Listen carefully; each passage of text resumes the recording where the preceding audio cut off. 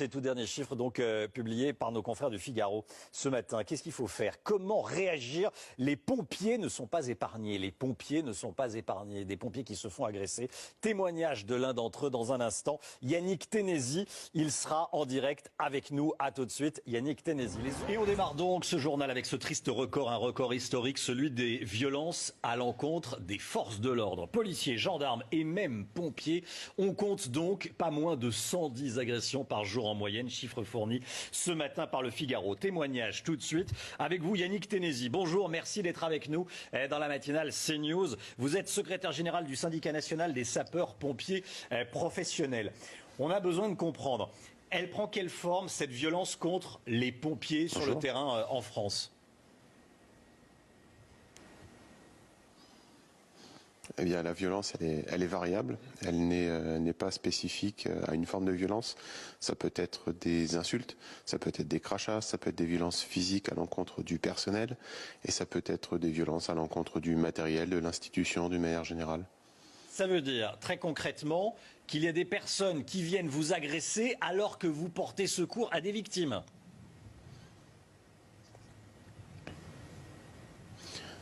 Oui, tout à fait. Alors l'agression la plus connue, ça reste le guet-apens.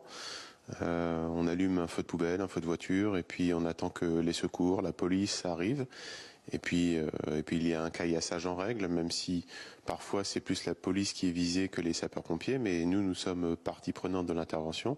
Et il arrive de toute manière, effectivement, que les pompiers qui arrivent les premiers sur place soient caillassés et agressés, effectivement.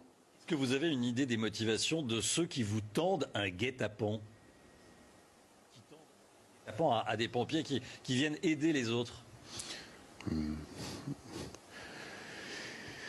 Est-ce qu'il y a une motivation à la bêtise? Je ne sais pas. C'est plus de la bêtise, de la violence gratuite, comme de la petite délinquance finalement. C'est bête et idiot.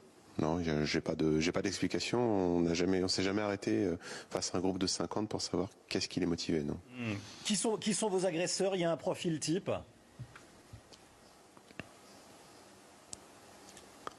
Non, il n'y a pas de profil type. Alors là, je vous ai décrit finalement des agressions connues médiatiques, mais la plupart de la délinquance, enfin pas de la délinquance, mais la plupart des agressions dont sont victimes les sapeurs-pompiers, ça reste monsieur et madame tout le monde.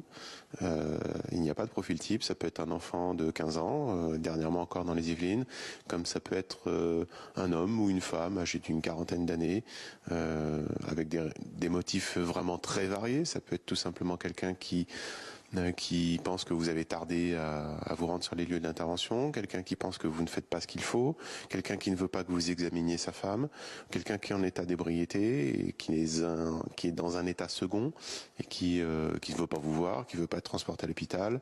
Voilà, tout, vraiment monsieur et madame tout le monde. Monsieur et madame tout le monde, merci beaucoup Yannick Ténézy. 110 agressions par jour de nos forces de l'ordre, policiers, gendarmes et même pompiers. C'est l'information de la matinée. Chiffres fournis par nos confrères du Figaro. On en parle évidemment ce matin dans la matinale duplex réalisée par Sandrine Baccaro.